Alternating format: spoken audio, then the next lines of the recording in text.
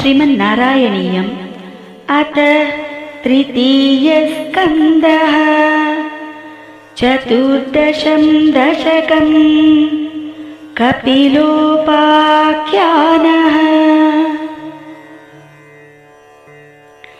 समनुस्मृततावकाङ्घ्रियुग्मस् समनुः पङ्कज सम्भवाङ्गजन्मा निजमन्तरमन्तराय हीनं चरितं ते कथयन् सुखं निनाय।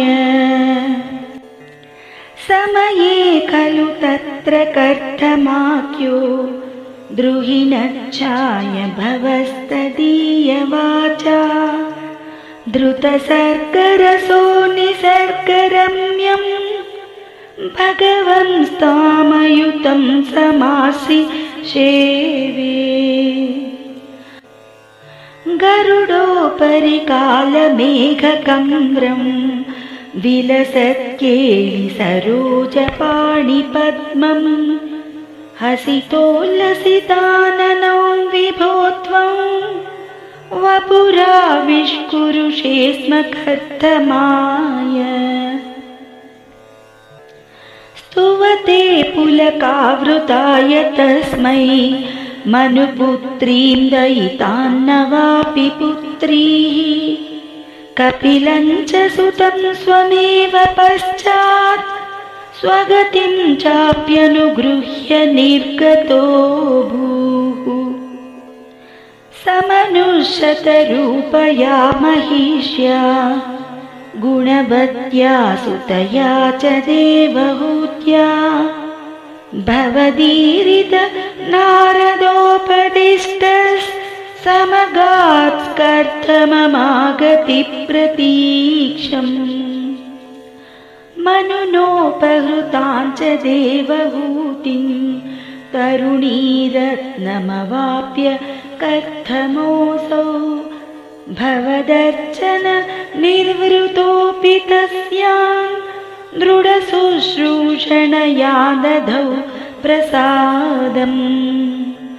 स पुनस्त्वदुपासनप्रभावात् दयिता कामकृते कृते विमाने वनिताकुलसङ्कुलेन वात्मा व्यहरद्देव पथेषु देवहूत्या।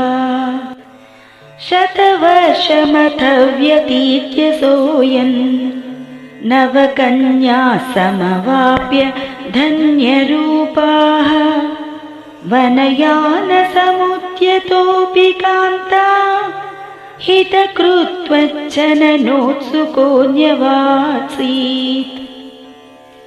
निजभर्तृगिरा भवन्निषेवा निरतायामथ देवहूत्यां कपिलस्त्वमजायथा जनानां प्रथयिष्यन् परमात्मतत्त्वविद्याम्। श्रीकृष्ण शरणं मम। वनमेयुषि कर्थमे प्रसन्ने मत सर्वस्वमुपादिशञ्चनन्यै कपिलात्मक वायुमन्दिरेश त्वरितं त्वं परिपाहि माङ्गदौगात्। श्रीकृष्ण शरणं मम। सर्वत्र गोविन्द नाम संकीर्तनं गोविन्द गोविन्द।